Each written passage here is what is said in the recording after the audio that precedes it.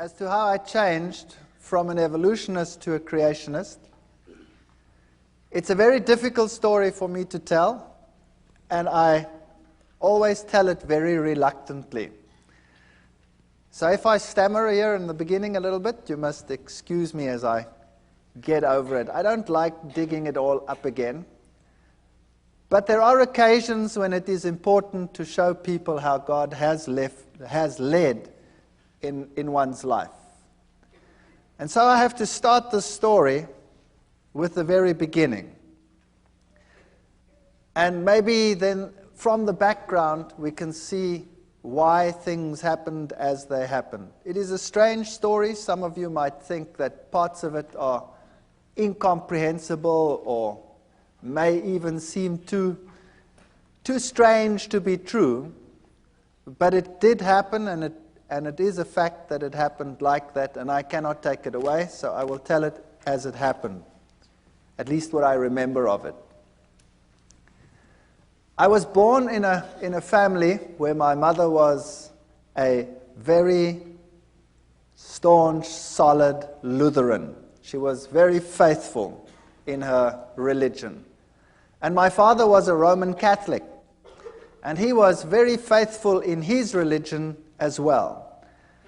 In those days, it was before the days of Vatican II, and Protestants that were not Catholics were considered to be lost according to Roman Catholic doctrine. But in marriages between Protestants and Catholics, it was essential that the Catholic counterpart in that marriage was to promise that the children would be raised Catholic. And my mother accepted that, and she knew that I would be raised Catholic, and I was raised Catholic. And there was never any argument about religion in our house. My father and my mother respected each other. My father had a couple of problems with the church at one stage because of this marriage, but they overcame them, and then no problem concerning religion ever cropped up in our house. And when I was still quite young, I was about 8 or 7 years old, my mother became ill, and she was diagnosed as having cancer. And they actually gave her a relatively short time to live. They said she would have about 3 to 4 months to live. But she was a very tough lady, and she managed to stretch that to about 4 years. She died when I was 12 years old.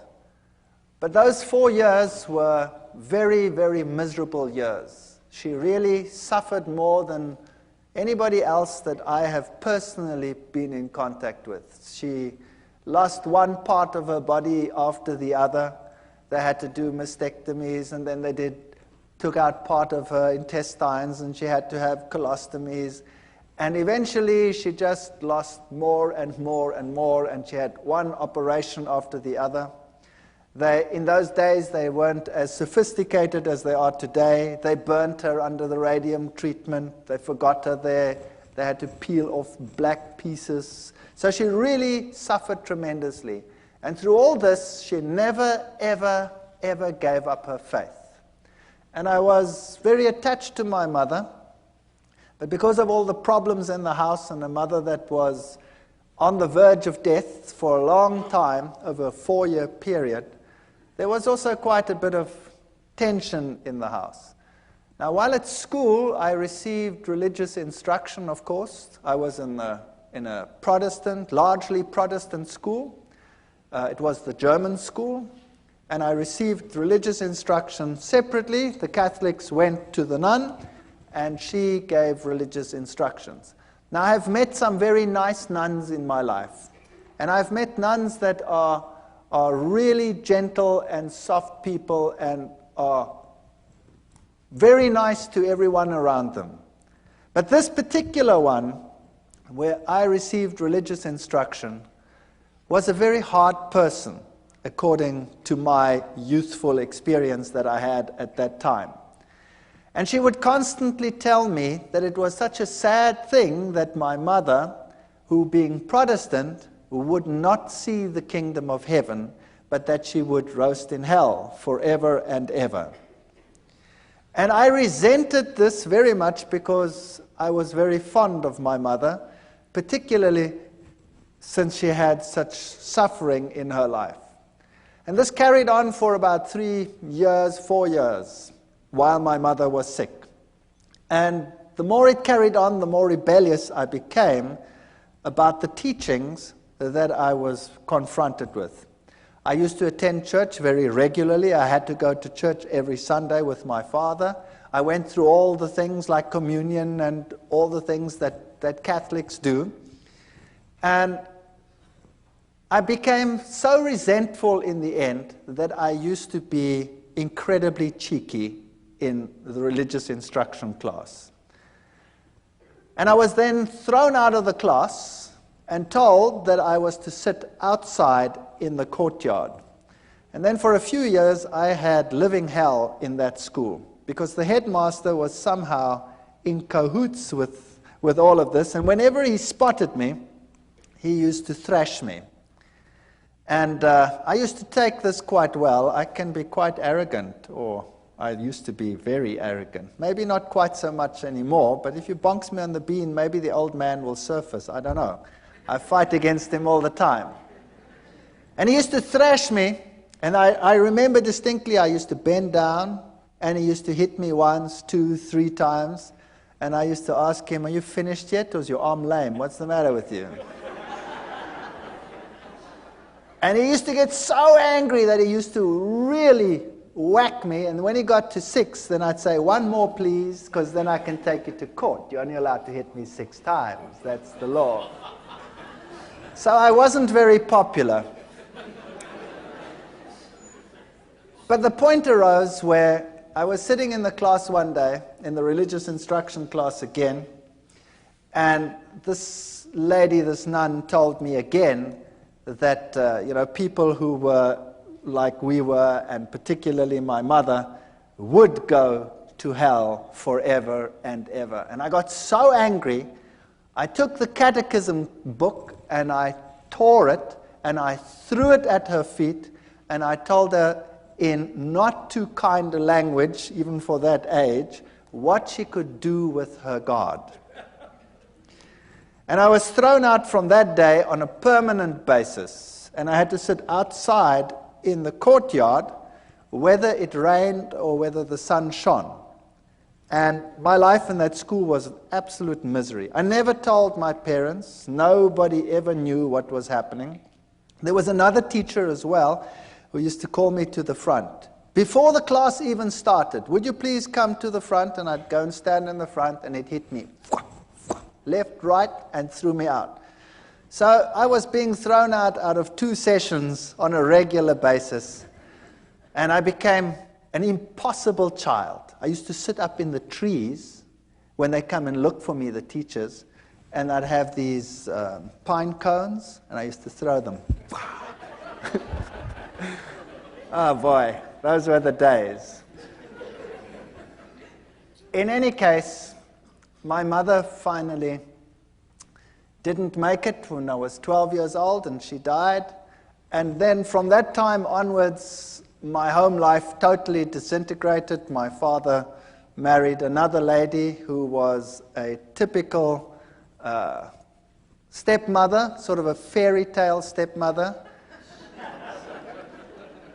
She wouldn't have me around at all, and I was probably impossible, I will admit that. So I was carted off to hostels, and I wasn't allowed to then attend school either anymore. I was supposed to leave school and go into a trade. And that's when I woke up and I decided, no ways, and I don't want to do this. So I managed to persuade some relatives, and I went to another school. And I went through my school life, and I did all right, not too hot, but not too bad either. And then I went to the military, and then finally to the university. But from the age of 12, I never trusted or believed in God at all anymore. As far as I was concerned, if he did exist, he was a dragon, and I wanted nothing to do with him. And when I came to university, there I studied science, and I studied zoology, and I thought this was the greatest thing since sliced bread. And there I found out about the whole evolution theory, and I was at a university that was the bastion of evolution. Evolution was dished up for all meals. Every class had an evolutionary basis. And it's amazing because it started off as a religious university, and it has a big theology school, and yet the science faculty was incredibly secular, and in terms of its teachings, very, very evolutionary. They had some very important names in the listings of their professors, Robert Broom and people like that who had worked with the Taung skull, the human so-called ancestor, and our museums were full of these people. And I really got into the evolution theory, and I thought this was the answer to all the problems. While at the university, I had a roommate. I was in the hostel there. And my roommate was a very nice guy, but he was very new age, even for that time. That's a long time ago. So the word new age wasn't even known at that time. And he was into Scientology. You know the science of Scientology, where they put you on the e-meter and you go through your past lives and through all the problems that you had, and you clear your karma by talking it through and talking it out, and then eventually, well, then you become God and you've got it made. In any case, he became my best friend. And I had nowhere to go on weekends. I had nowhere to go during the holidays. I always had to work to put myself through university because my stepmother had convinced my father that he mustn't pay anything, so I put myself through. I had a great relationship with my father years later. So that'll come right, as you can see. Even the worst situations can come right. And on holidays, I didn't know what to do, so I used to go home with this chap to where he lived, 2,000 kilometers away in another city called Durban. And every holiday, I used to go home with him because I had no home to go to. And there, I met my current roommate, my wife, who happened to be his sister. Far better roommate than he ever was, I'll tell you. And I have to tell you a little bit about her background. Now you know why I was an atheist. I didn't believe anything. I accepted the evolution theory. It was the answer to all my problems. Now her background was entirely different. Her father worked in his younger days for a newspaper, and he was sent to investigate all the strange occult occurrences in the country. So he worked for this newspaper, and he had his team and his infrared cameras and all the stuff that you need, and he toured the country from one strange occurrence to the other. He was very skeptical. He believed nothing. He thought it was a big joke, and seances were a big joke and a big fake. And as he attended one meeting after the other, he realized that this was no joke. When he started investigating some of the strange events, and he'd put up a camera, on one seance he was putting up cameras, and he was always looking underneath for hidden mics and what have you, and something grabbed him. There was nobody that grabbed him, but something grabbed him and beat him up to such an extent that he had an egg-sized boil on the top of his head and was lucky to get away with it with his life. Now, when that happens to you, you start thinking, well, there was some hidden microphone that did that. And he came into situations which were so strange that he became involved in them later. Situations like a house where when the little child had been sent to bed, the shoes would come walking through the room. And another situation where a newborn baby used to scream hysterically, and when the parents came in, they'd always used to find the baby on top of the cupboard, newborn baby, out of the cot, on top of a cupboard, and they'd walk up and just manage to save the child as it fell down. Now, he went to that house and he sealed every single window, and he had his guards outside because he thought, somebody was playing the fool. And he kept the lock and he waited there, and sure enough, the child screamed and he went in, and there the child was on top of the cupboard, and he just caught it as it fell down. There was other occasions when in a certain house human excrement was flying around. And he sat in this house and it started howling, and the human excrement started flying against all the walls. Strange, strange occurrences. Witchcraft of the worst kind. There was one house that was plagued by a baboon that used to come in and tear everything apart. That's a big ape. And it tore everything apart, and it terrorized this family, and they could never catch it. And then one day they shot this baboon as it came in, and it ran out, and the blood trail ended up on the veranda outside. And as they came out, the blood trail ended, and there lay one of the workers dead. So this was typical African witchcraft as you find it in Africa, in some places even today still. And this convinced him that there definitely was something going on, and he got into seances more deeply, and then he started learning that there were higher mediums and lower mediums, the riff-raff mediums for the lower people, the higher mediums who communicated with the better spirits. And this is how he became involved in this type of thing, and then eventually he moved into the New Age sort of movement and became very high up in this sort of agenda. He wrote books on it, and he was very well received in those circles. Later in life, my wife's parents got divorced, and he married a lady who was also very, very high up in the New Age movement. In fact, she is one of the instructors in the Course of Miracles. She teaches people how to become Christs and to perform miracles. Incredibly evil situations sometimes in that house, and the occurrences that happened in my wife's house as a child were very strange indeed. They would have one chair where there was always someone sitting breathing heavily. And they had a cane that used to go walking and a rattling and sort of things like that. She grew up with this situation. To her it was nothing. She was used to it. Now to me it was very strange, and I was an atheist. I didn't believe anything. I tried to rationalize it in a scientific sense. And then when my wife and I got married, we moved to the city where I was in the university, and for years there was no real problem.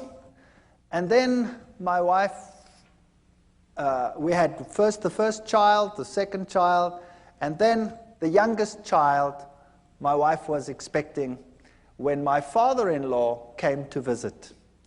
And he moved into an outside flat that we had, an apartment, and there he stayed with us. Now thinking back, I know that this is where it all started. Because if you have an occult presence, then you will have this influence on your home for a long time. I can perhaps tell you that when we were just married, we moved very close to them, and there were very, very strange occurrences in our house. Absolutely horrendous occurrences on some occasions.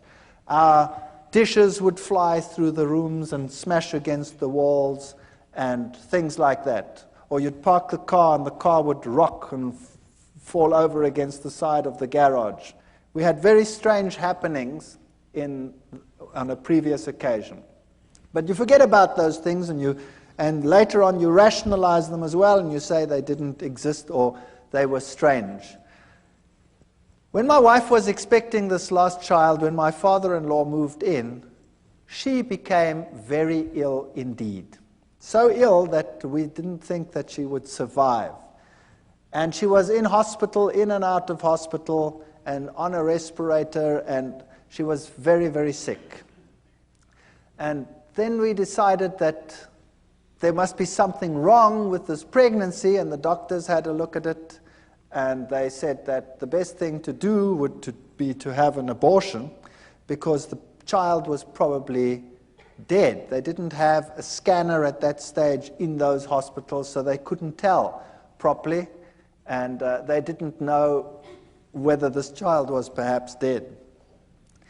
So we decided that we'd have to transfer to another place where they could do a scan, which we then did. And she was very ill. She had a very high temperature, and they did the scan, and this little fetus was only about so big, and he was perfectly well, and he was sucking his thumb, and we decided that we weren't going to do this. We were going to sit through it and see what happened. And eventually, through 9 months of hell and of sickness and coughing, and more in hospital than out of hospital, my wife was discharged, the child was born, and this child was the most miserable child that you can imagine. He was impossible. He used to scream from morning till night. If you wanted to feed him, you had to wrap him round and round in a blanket so that he couldn't move his arms, or else he'd claw and scratch at you while you were feeding him. And if you put him to bed, he would scream and scream and scream. And so we had a technique where you sort of sit there and rock and rock and rock the bed until he finally falls asleep. Then you sneak off to bed and you try and fall asleep, and the minute you sleep, he screams again. And this carried on for months. It was absolutely chaotic. And nothing you could do could console this child. My wife was a wreck, I was a wreck, we were all totally destroyed. And then, one night at 2 o'clock, I had a dream that I was being strangled. And it was so vivid that I woke up with this perspiration falling down my face, and my heart was pounding like some drum inside me. And I sat upright and tried to recover from this terrible nightmare. And the next moment, the little one in the next room screamed as if he was being murdered. And my wife and I got such a fright, we stormed out of bed, ran to this little baby, picked him up, and as we picked him up, he started shaking violently. And his temperature would rise, and then he'd go into fever cramps. And so we rushed him off to hospital, and they had a look at him, and they had to put him in a refrigeration tent. They had a tent sort of that's cooled, and put him on a drip, and then it would be touch and go whether he would live or whether he would die. And he'd recover from this and come back home as impossible as he was before. And it would go fine for about 2, 3, 4 weeks. I can't remember what the gap was in between. And then precisely 2 o'clock at night, exactly 2 o'clock, it was uncanny. We had a clock on our bed, and it was a display clock, so you could see exactly 1400 hours, and 2 o'clock, whatever it was, 2 o'clock in the morning, that's when I woke up, with this terrible feeling that I was being strangled. And I shook my wife and said, I've just had that terrible dream again. And then the little one would scream in the next room, and we'd run, and we'd pick him up, and the same thing would happen. It was so bad that we would think that we wouldn't make it to hospital, the child would die. There was nothing you could do. As soon as he started the screaming, his temperature would just rise, and it would just go so high that he would fall unconscious. Eventually, they got to know us so well that the hospital had this place prepared for him whenever it was necessary. They didn't know what was the matter with him. They could never find out. On one occasion, the doctor said they have to do a lumbar puncture because there must be something wrong with his cerebrospinal fluid. Maybe he has some brain infection that is causing this. And I remember taking him to this hospital, and he was just a baby. And afterwards, he screamed so that my wife became quite hysterical. When the doctors came out, they said, "This is incredible." There were 4 adults that had to hold this child down. He was less than a year old, and the 4 adults had to hold him down because he was plucking them around. So this little chap was, if anything, definitely very much possessed. And you can rationalize it if it happens once, and you can rationalize it if it happens twice. But if it keeps on happening for weeks and months on end, that at precisely 2 o'clock you have an experience in one room, and then immediately thereafter there's a scream in another room, then the law of statistics tells you that no matter how atheistic you are and no matter how scientific you try and be about this issue, the 2 incidences are connected. And I was sitting in the hospital one day. My wife and I took turns to be with the little one, and he was in a very bad state. And it had happened for the umpteenth time. And there I was in the hospital, and I was marking papers. I remember it as if it were yesterday. I was marking. And all of a sudden, in this refrigeration tent, this child started shaking. And he started getting one of these attacks and fits in his bed.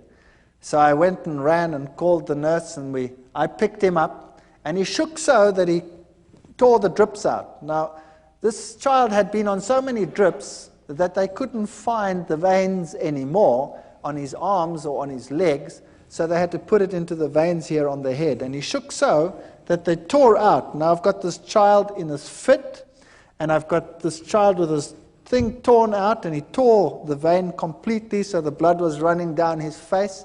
And it was such a horrible sight that I went crazy. I couldn't handle this. And eventually he calmed down, and they put him back in the tent, and they got the drip back in, and he managed to survive the night. But that night I sat there and I said to myself, what can I do? There is no medical help. Nothing can help us. And the 2 incidences must be connected. Where do I find help for this situation? And they tell me, once a Catholic, always a Catholic. And as I was sitting there that night in that hospital, mulling over these things, the images of the Catholic Church and its power over demons, and the film The Exorcist was just in circuit. And I thought to myself, perhaps I can go back to my old church and ask them to help me. So I made a resolution that I would do that because I had no other way out. And the next day I went to the Catholic Church, and the Catholic priest was sitting in his room, and I remember this as well too. He had the glass there, and there was a brandy bottle there, and he wasn't too sober. And I went up to him and I said to him, I'm a Roman Catholic, but I don't come to church, and I have a problem. And he said, well, what is your problem? He was very nice. And I said to him, well, I'm an atheist and I'm a scientist. I don't want to talk about this thing like that. And I sort of ummed and ahed, and I said, well, I have a problem at home. He says, well, what kind of problem? I said, well, it's a problem concerning strange happenings in my home. And he says, oh, no, I want nothing to do with that.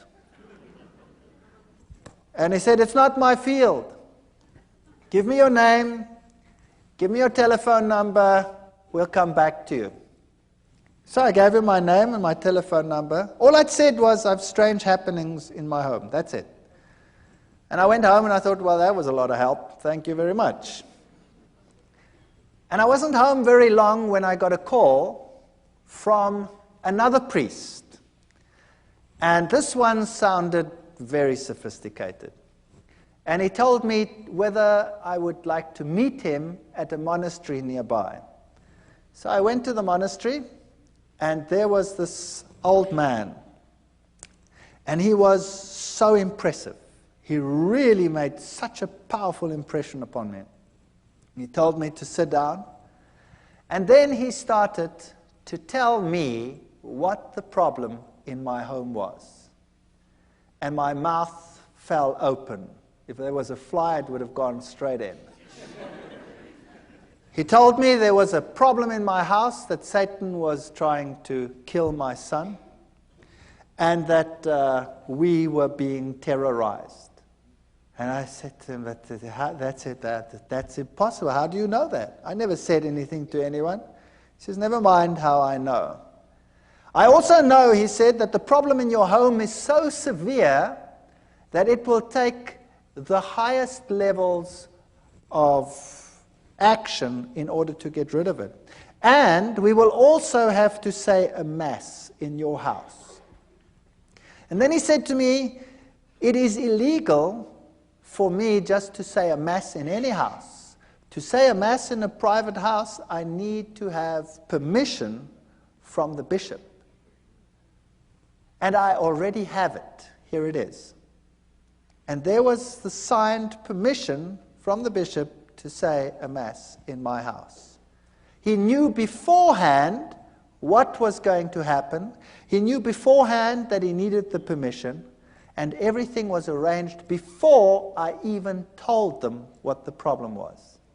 Now that blew me out of the water. Then I said to him, fair enough, then you can come to my house and you can do whatever you have to do, but I have a problem in that I was am an atheist, and I haven't been to the church, and now you're going to say mass and all these things in my house, and you know, I've been a bad boy all these years. And he said, but surely you won't be an atheist anymore. And I said, what about my wife? She's not even Catholic. She's Dutch Reformed. He says, no problem. So he came and he spoke to my wife, and my wife was as impressed as I was, very impressed. And he said, take me through the house. And we went through the house, and when we got into the little one's room, all of a sudden, he started falling around. And he couldn't stand anymore, this old man. And I stood there behind him, and I was sort of doing this behind him, you know, like they do on the stage in some of these ministries where the guys fall out and they don't know which way they're going to fall. Well, it happened there as well, and here he was, shaking and perspiring and really being battered. And eventually it calmed down, and we went to the other rooms, and then we came into our bedroom, and he was thrown around again, but not as bad as in the little one's room. And then he said to me, the little one's room is the worst place in your house. Now we have to exorcise your entire house. Bring me some water. We brought him some water. And then he took out special salt, which he said was very special exorcism holy salt. And he made the sign of the cross with the salt in the water. And then he also told me that he had a special ring with him which had the relics of a particular saint that was potent in terms of exorcising. And this priest, had been an exorcist for the Roman Catholic Church in many countries. He was Irish. And then he took this bowl of holy water that he had made, and he went to every single window and door in the house. And he took it and he put a cross on the windows. And of course, as it evaporates, you have this faint cross of salt on your windows. And he went through the entire house with this holy water, and then he put the holy water down. And he said, now we tell the Mass here in this child's room. And he prepared everything. And as he was preparing, we had lots of pets in our house. We had a dog and 2 cats and you name it, all the good stuff that one has when one has kids in the house. And as he was preparing, all of a sudden, all the animals came running into this room. And there they sat. And I looked at this and I said, well, this is weird. What's going on here? And he did the Mass. And then before he left, he said, what you have to do now is above every child's bed, you have to put the following. and he took out of his pockets amulets from Lourdes, where Mary had appeared, and he gave an amulet from Lourdes. He said there were many fake ones, this was the real thing, and we had to put it above each child's bed. And then he did an amazing thing. He took his ordination cross off, and he gave it to me, and he said, this one you put over the little one. I hate it when the devil destroys little children. And we hung it up over there, and my wife was giving pottery classes at the Technicon at that time, and she'd made a very beautiful pot, and so she decided to give it to him as a gift, because how do you pay for what he did? I mean, what do you do? So she gave this to him as a gift, and he said, this gift is so precious, I'm going to give it to the nuns that are in a certain monastery where they never ever come out and see civilization. And then he left. And that night, we're very expectant. We take this little child, and he's quite happy, really, not screaming as usual. And we take him and we tell him it's time for bed. Now, normally that was enough to have blue murder in the house. And he was quite happy. And we put him into this bed. Now, he was only just starting to toddle. And we put him into the bed. And this child had always, when you put him into bed, gone into a fetal position and started bashing away and screaming and going blood red and going totally crazy. That night, we put him into the bed, and he rolled onto his back and laughed. And he put his arms out like that, and he did goo-goo sounds like little kids do, and he fell asleep. And for the first time in his life, he slept right through the night.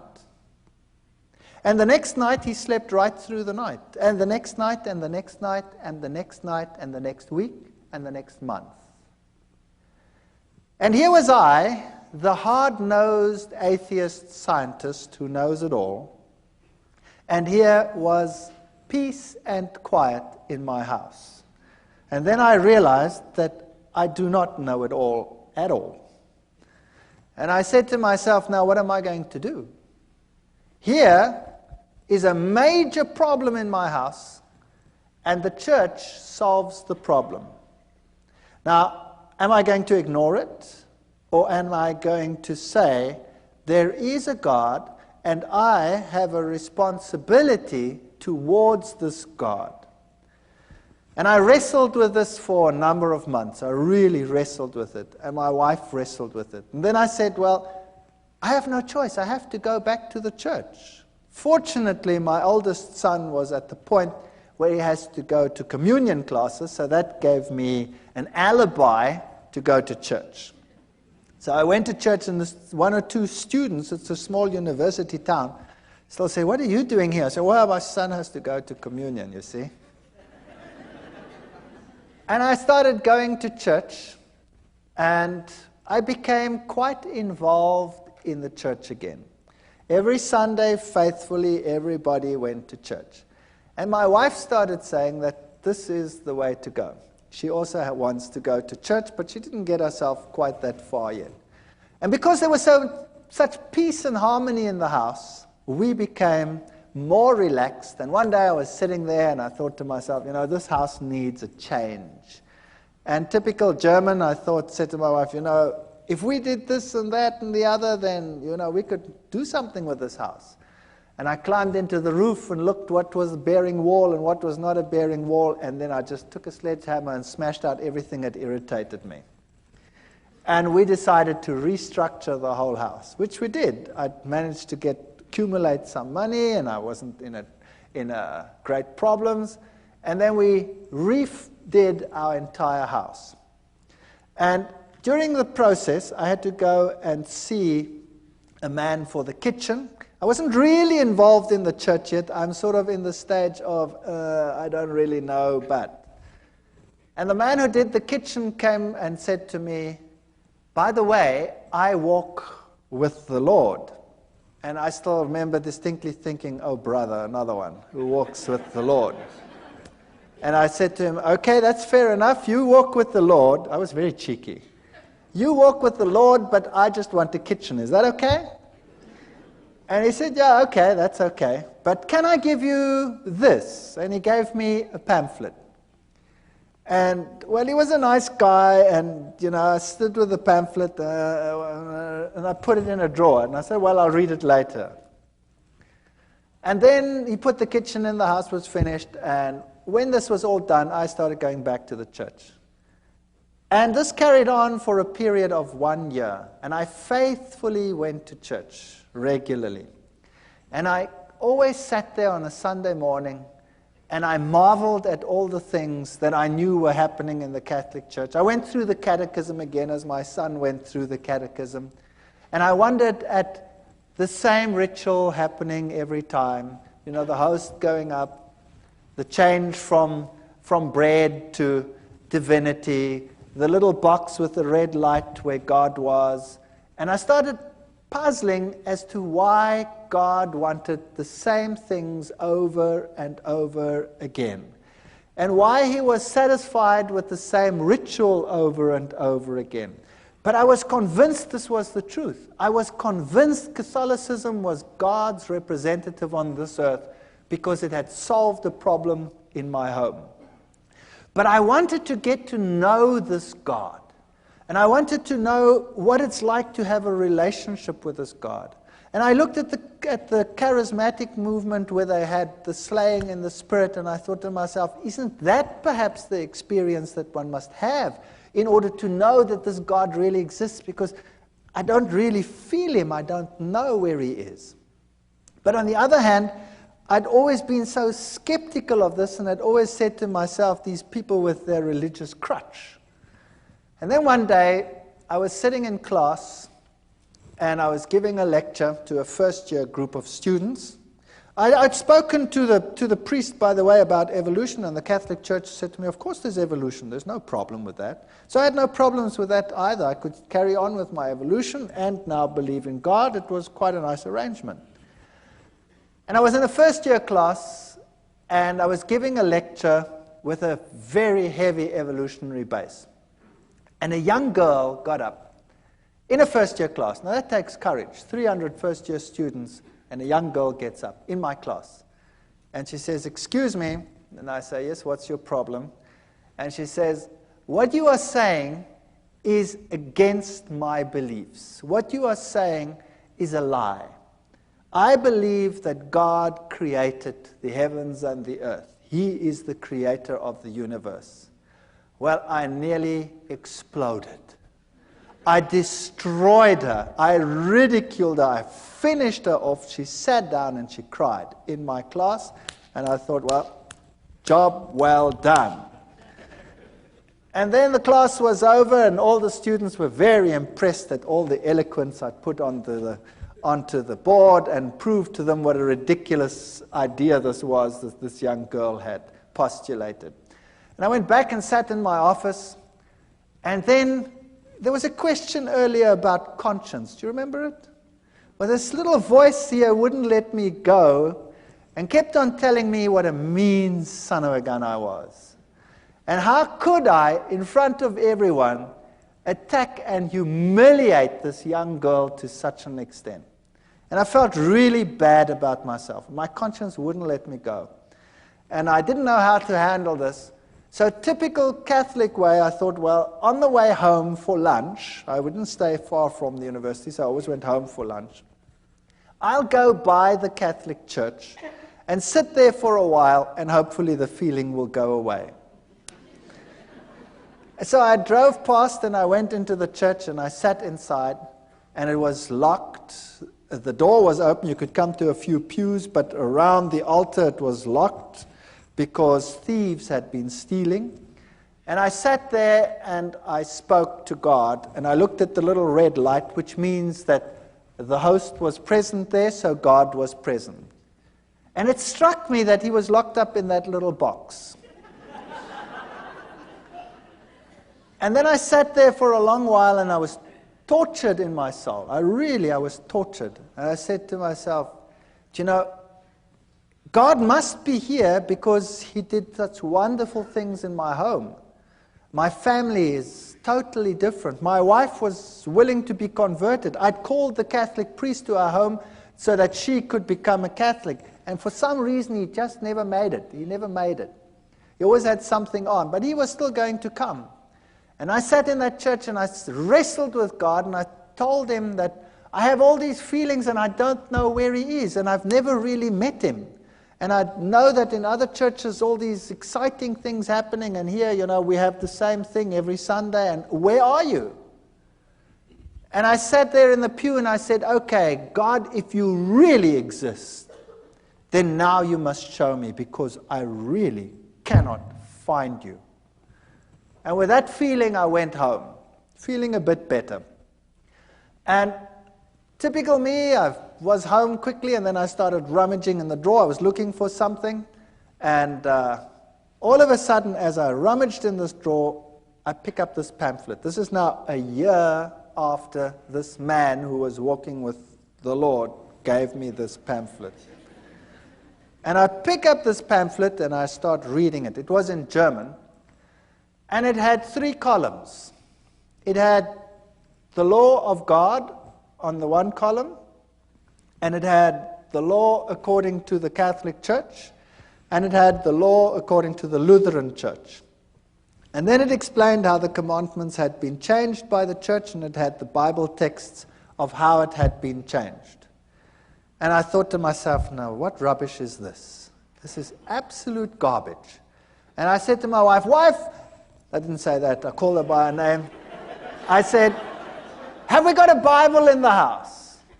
And she said, no, I don't think so. I don't think there's a Bible. I said, surely there must be a Bible in the house. We've been going for church for almost a year now, and there's no Bible in the house. There were lots of catechism books in the house. So I grabbed the catechism book and opened it up and looked, and sure, the commandments as on the pamphlet were identical to those in the catechism book.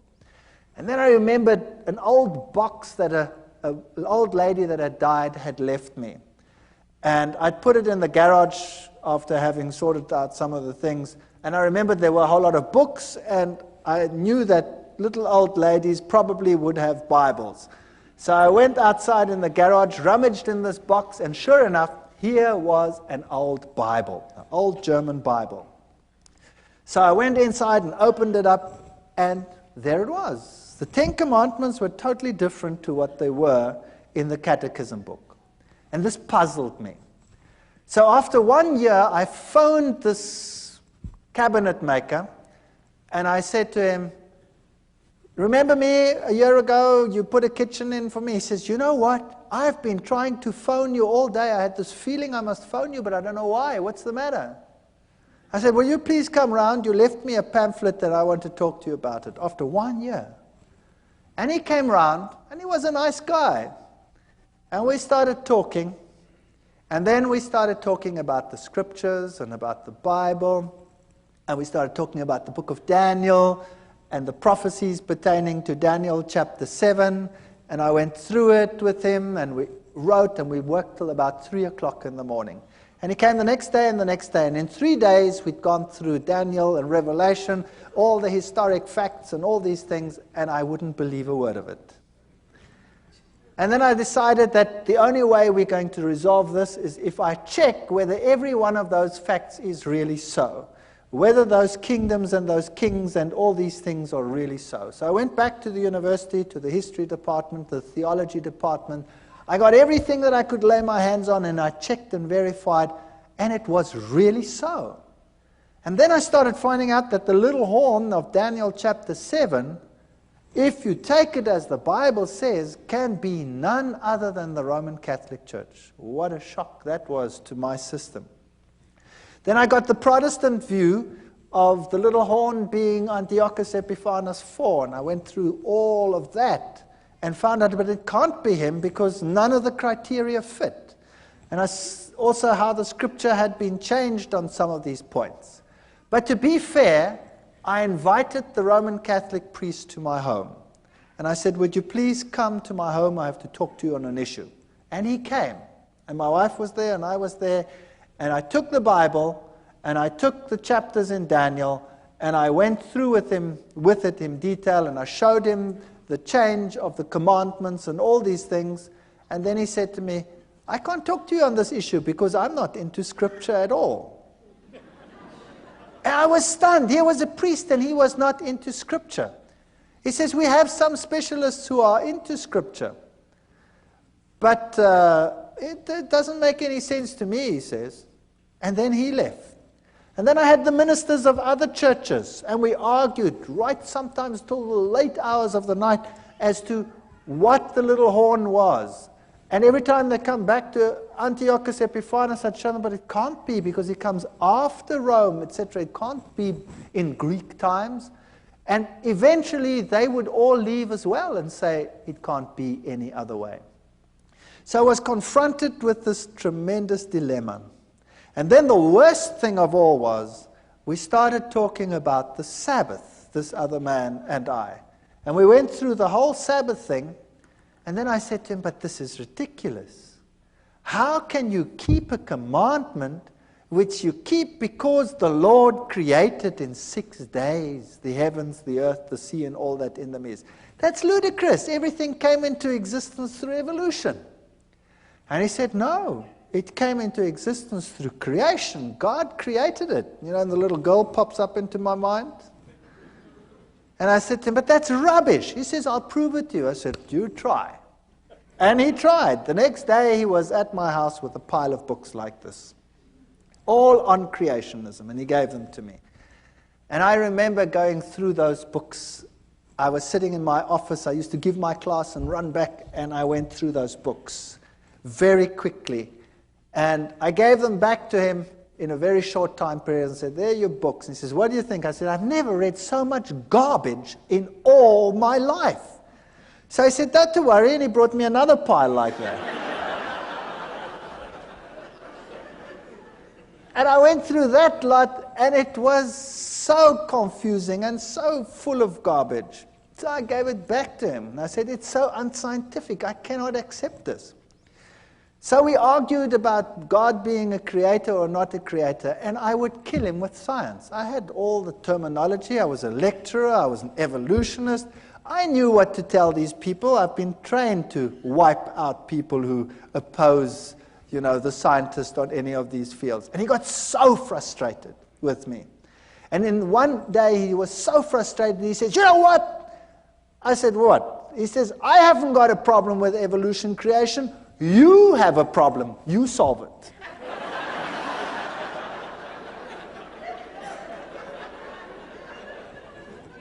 So there the ball was in my court. In the meantime, things were happening again in my house. The little one would again become miserable every time it was time for bedtime. He again became grouchy and screaming and what have you. And we also noticed that whenever we had a moment of peace, my wife and I, we studied the scriptures like, I cannot tell you how we studied it. I finished a Bible. In 2 months I had to throw it away. It was finished. It fell apart. And my wife was studying.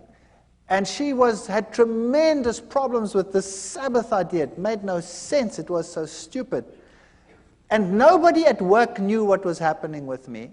And one day I came to work, and the secretary in the department came up to me and said, I've got something for you to read. And she handed me a pile about so thick of documents.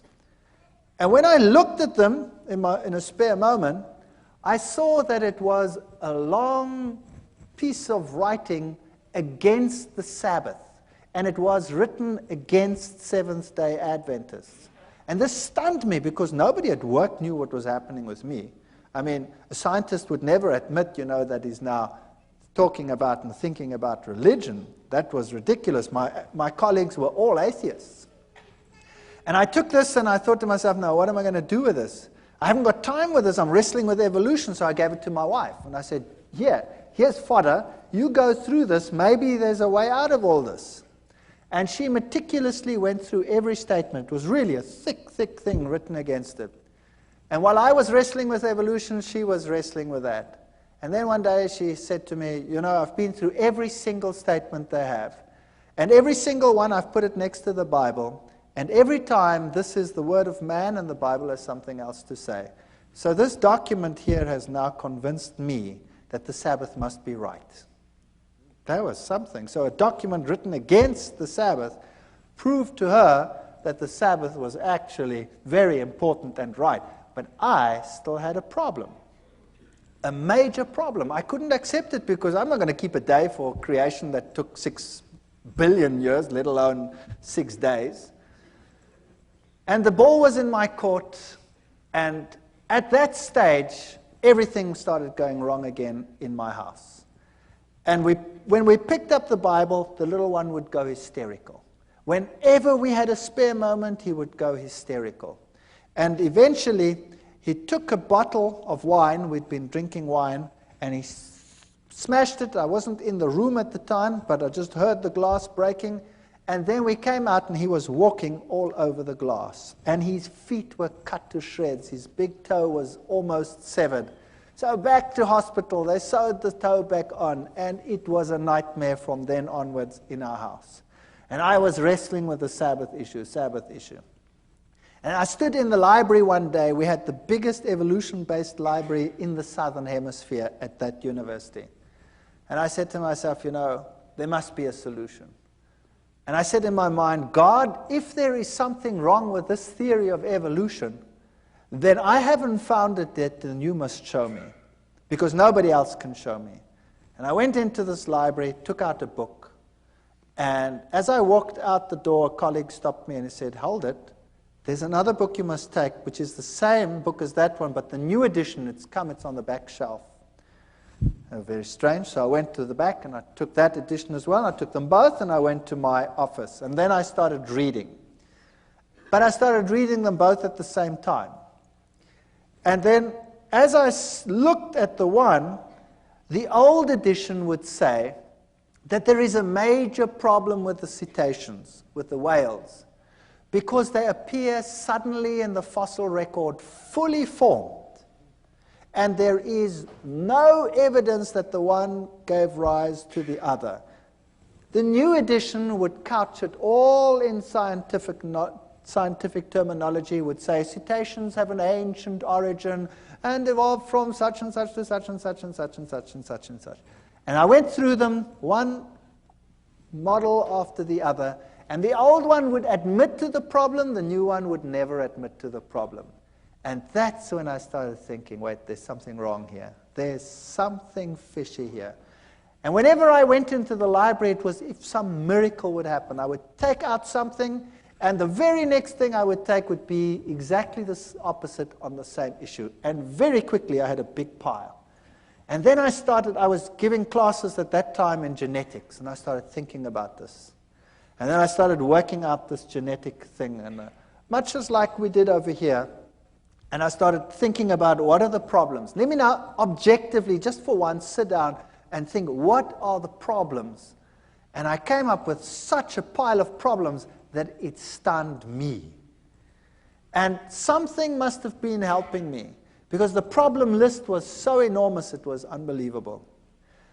And then one night I was sitting at home, and child was impossible. He went to bed, and we went to bed. 2 o'clock at night, I had a dream. I was being strangled. And the little one screamed in the next room, and we ran, and the same thing happened. But he didn't get so sick that he had to go to hospital. He just got a very high fever, and we could handle it somehow at home. And then I contacted this other person, and I said to him, do you know, there's something very strange here. I know that from the scriptures, the system, the Roman Catholic system, cannot be God's system. And yet, we had this problem, and I didn't want to tell him about it. And then in the end, I half told him about it, but not completely. And he said, don't worry, we'll pray. And it stopped.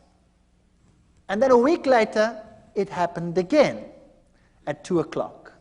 And what had happened, unbeknown to me, he had gotten a number of people together and told them to pray at 2 o'clock every night. Get up. And they set their alarms judiciously and got up at 2 o'clock and prayed for a family they didn't even know. And there was total quiet in which we could really study our Bibles in peace and quiet. And then one night, one of the ladies had decided that, it was quiet. Why must she get up? And she didn't get up. And it happened.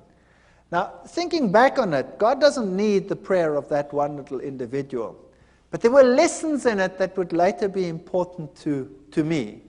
That God wants unity amongst His people, and everybody must stand together on an issue. So it was a lesson for them as well as a lesson for us. And then it came to the point where I knew that I cannot sit on the fence forever. Either this is the truth, and I'd studied it and I'd verified it. I'd had lecturers talk with me on the Greek meaning of this and the Hebrew meaning of that. I verified the historic facts. I'd looked at the prophecies. There was no other way in which it made any logical sense whatsoever. I'd studied what the other churches had said. It didn't make sense. And I knew a decision would have to be made. There was no way out. And I decided I was going to do it. I was going to make the decision. No matter how ostracized and how weird this church was to me, the first time my wife saw Adventists, she burst into tears. They ate so strange. They were so different to what we were like. I remember the man said to me, "Don't you want to come to one of our services?" And I said, "That's Sunday. That's my day off. I walk around in jeans and a T-shirt and slops. And I'm not going to any church whatsoever if I can't go exactly like I am. Because if I went to the Catholic church, I went in jeans and T-shirt and slops." He said, "That's fine. Come." So I went to the Catholic church, to the Adventist church, and I sat there in the back. And I looked at all these people with their suits and their ties, and I thought, yuck. And they all looked at me, but they were all pleasant about it. And strange things like that. And I didn't like the setup. I didn't like what they looked like. They looked so different to everyone else, you know. My friends were rough, and they would make coarse jokes and all kinds of things, and these were so different. My wife burst into tears when she saw this. She said, "I don't want that lifestyle. I want my old lifestyle. We used to sit around the swimming pool and drink beer and have friends over and, have parties and stuff like that." And they were so different. It's so night and day difference that you think you could never be happy over there. She cried and cried and cried, but knew somehow she'd have to go back in any case. And then one day I decided that I couldn't take it anymore at work with all this evolution teaching. And another strange thing happened. I was asked by the then head of the department to lead an evolution discussion group with the postgraduate students about 2 weeks later. Everybody gets a turn, but mine wasn't for months. Something happened and mine was moved forward. Now I sat with a major problem. Do I go into that with my mouth full of teeth, pretending to be what I am not? Or do I stand up and for what I now believed? And I was really so chicken, it's unbelievable. I was so scared of this event. To lose face amongst your colleagues when you've been such a bee's knees all these years is really a painful experience. And I decided after much wrestling and soul searching that I would do it. My new friends, who had become less weird in my eyes over time, would pray for me while I did this. And I went into that lecture hall, and the whole staff was sitting there. This was a postgrad affair, so the whole staff is there and all the postgraduate students. And I start the ball rolling with the lecture normally, and then you start this evolutionary discussion group. And I started the lecture, and then I switched to the genes, and I highlighted every single problem. And I went through the whole gene system as far as I'd sorted it out at that stage. And I said at the end, therefore, evolution is not possible. Well, first you could hear a pin drop, and then all hell broke loose. One of my colleagues went blood red and started screaming at me like you cannot believe. And the foam literally started coming out of his mouth with rage. It was just unbelievable. And then one of the students, a girl. It's interesting how these things happen. A young student, a girl, an honors student, she got up and she said, I want to say something. And she looked at all the lecturers and she said, when I came to this university, I believed in God. I had a good life. I had a good relationship with God. And now I believe nothing anymore. I've lost my faith. My life is falling apart. And you have robbed me of my faith. And now Dr. Veitha is giving this lecture and showed me now that you had been misleading me. Can you imagine what happened in that department? That was the end. My life was not worth 1 cent in terms of my scientific credibility. I was finished. When I walked down the passage, my colleagues would turn around and walk the other way. And I decided there and then that it was impossible for me. Then we had a meeting, a special meeting where they decided that the basis of all teaching must be evolution. And of course, I couldn't go along with that. So I decided I would resign. So I resigned. And the head of the department said, you know, you can't just do this. I mean, I had a lot of students, and I was quite popular amongst the students. And I had most of the postgraduate students were under my supervision. And then the rector of the university called me in. And the rector said I must come to him. And I thought to myself, wow, now I must go to the rector. What do? I've got nothing decent to wear. I've never possessed a suit in my life. I bought the suit to go and see the rector. Can you believe that? And when I put on the stupid suit to go and visit the rector, something struck me between the eyes like a hammer blow. It's just a personal thing for me. I thought to myself, now look what you're doing, you idiot. You go and put on a suit to go and speak to a man, but when you go to visit God, you go in jeans and a t-shirt. Purely a personal thing. I don't mind anybody coming to church in jeans and t-shirts. That's fine. It's just for me personal. And that bugged me. And then I went to the rector's office and I sat there opposite the rector and we started talking. And he talked with me for 1 hour. And it was very difficult for the university to get rid of me because I had all these students. And we started talking, and then eventually he said, you know, what if you decided that you do not rock the boat anymore? Then, you know, we could give you something better. Well, that would be a professorship. I was a pretty young guy. I would just about be the youngest professor in the university. And I looked at him and I said to him, the price is too high. And I will leave in any case. And then he says, that's very interesting. By the way, who do you think has the truth? And there I sat, my mouth full of teeth. Do I admit that I believe that some little sect that everybody detests has the truth? And do I say this to a man who has this high position in this university and in the government at large? And I said to him, well, you know, religion, Christ, churches, whatever. I can't even remember what I said. And he said to me, no, that's not what I want to know. I want to know from you, who do you say has the truth? We went through the same ritual again.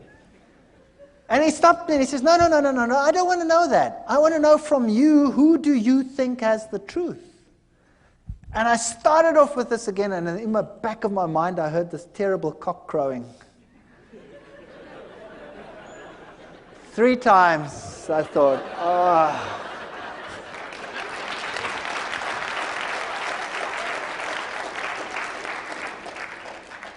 And I said to him, well, I think it's the Seventh-day Adventist church that is preaching the truth. And I thought, no, that's it, I'm a dead man. And he said nothing, not a word. He just said, oh, well, thank you very much. Congratulations on your choice, and I hope things go well with you. And that's it. And I've resigned from the university, and I put my house on the market, and the very first guy that walked into my house said, "Wow, what a house," and he bought it. The very first guy. And there I had this money, and I knew now my scientific credibility in the world was over. University was a career that I'd given up for my faith, and God would take care of me from now on, and things are going to be just honky-dory.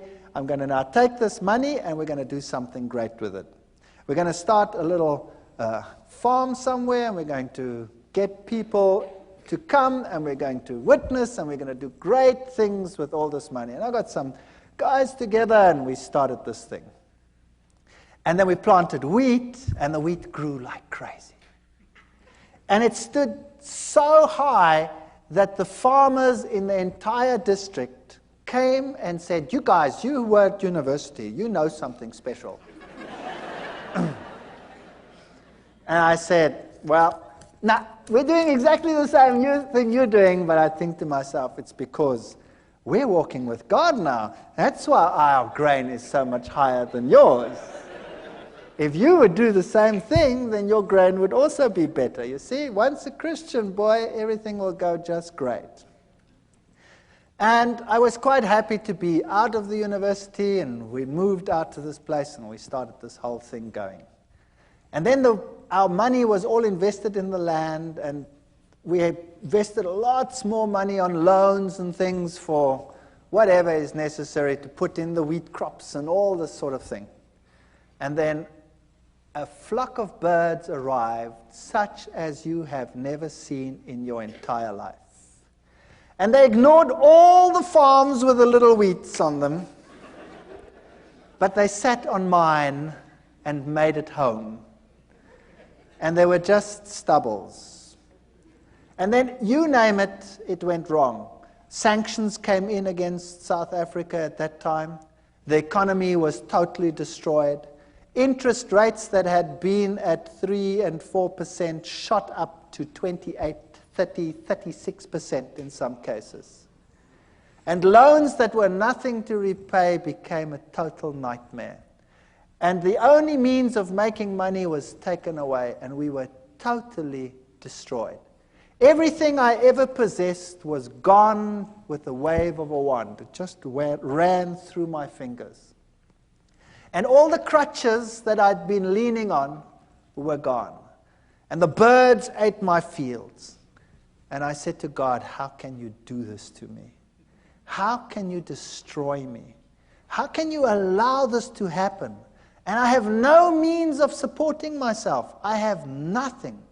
My scientific credibility is zero. I can never go back to my previous job. I'm finished." And it got worse. And it got worse. And eventually, we had nothing left. No food, no nothing.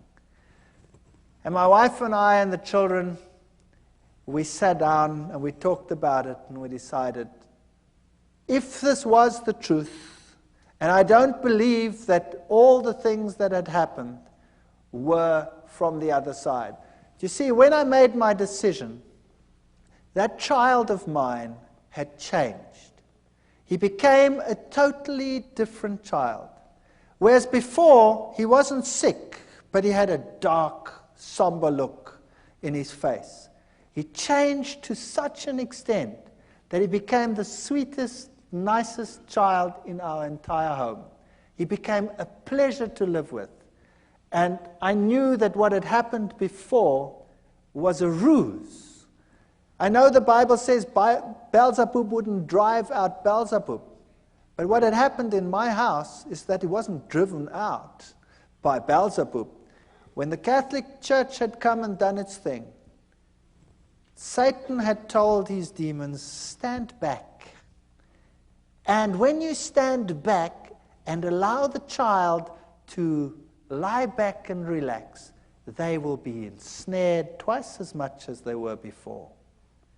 And it happened. But after we made our decision, this child was completely cured. He is the most spiritual of all my children. And he is so different that I knew that had to be from God. It was a totally different ballgame. The other interesting thing that happened was that same Catholic priest, after all this time, more than a year, out of the blue, while I was wrestling with this decision, phoned me. And I picked up the phone and I said, "Hi." And he says, "I'm Father so-and-so." And I said, "Yes, that's strange. Why are you calling me?" And he said to me, "You know your father who's dead? Your father is having terrific problems out there in purgatory." It's true. He said that. And I said to him, "But how do you know?" Having done the study on the state of the dead and all these things and knowing what happened, I said to him, "How do you know?" He says, "The nuns that never see the world, they have been told by the other side that your father is in trouble and he is in trouble because of you. And you had better get back to the church quickly. And you had better start praying and having masses said so that this problem will go away." And I said, "Thank you very much for the information," and put the phone down and remember thinking, "You're too late, devil. You are too late." That man was a nice man, and he is deceived, I know. And the Lord will hopefully lead him to a better life and a better understanding one day. But here I was on this farm with no money, no means, no nothing, destroyed career, no chance of getting back, ostracized, laughing stock of the academic world, and no money. And we knelt down and we claimed every promise in the Bible and said, "Lord, you have promised you will take care of all our needs. You have promised that the children of a righteous man will never be seen begging in the street. There is no way out of the dilemma that we have. There is no money, there's no food, there's nothing. But we believe your promises." And we wrote a letter, and we put it down in writing, all the promises, and said, "You cannot lie. Therefore, these promises must be for us. And if our life out here is destroyed and our farm is destroyed, then so be it. There must be something else that you have in mind." And then we went to bed. And the next morning at 8 o'clock, the phone rang, and a professor from another university phoned me and said one of his colleagues has got a major problem and has to go away and has to take extended leave for a year. And they need someone to replace immediately, and the subject being taught is exactly the same field that I was in. And I said to him, "Well, what do you want me to do?" He says, "Well, you could come and give the classes." And I said to him, "But, you know, what about, He says, "Never mind, as long as you stick with science, and who cares, it doesn't matter. You come and would you do that for us? We're in a jam and we need someone and we know that you're available." And I said, "Well, that would be great. Thank you very much. When do I start?" And he says, "Well, we'd have to get it through the committees and probably in 3 months' time." And I said, "Okay, thank you very much." Put the phone down and said, "Nice try, God, but in 3 months' time, I'm dead meat. I've got nothing to eat." And I was so depressed. And then about 20 minutes to half an hour later, the phone rings again. And it's the same man. And he says to me, "Something strange just happened." I said, "What happened?" He said, "I went to the rector's office to have him sign this thing so we can start the ball rolling. And the rector says, 'I have no time. I have no time for committees to call them together to get the process rolling. What is it you want?' And I explained to him what I want, that I have to replace it. And he said, 'Come here, I'll sign it.' And he signed it and he said, 'Appoint the man. He can come tomorrow if he has to.'" So I said, "Wow. So when do I start?" It was Thursday. And then he said, "Monday. You start Monday." I said, "I start Monday?"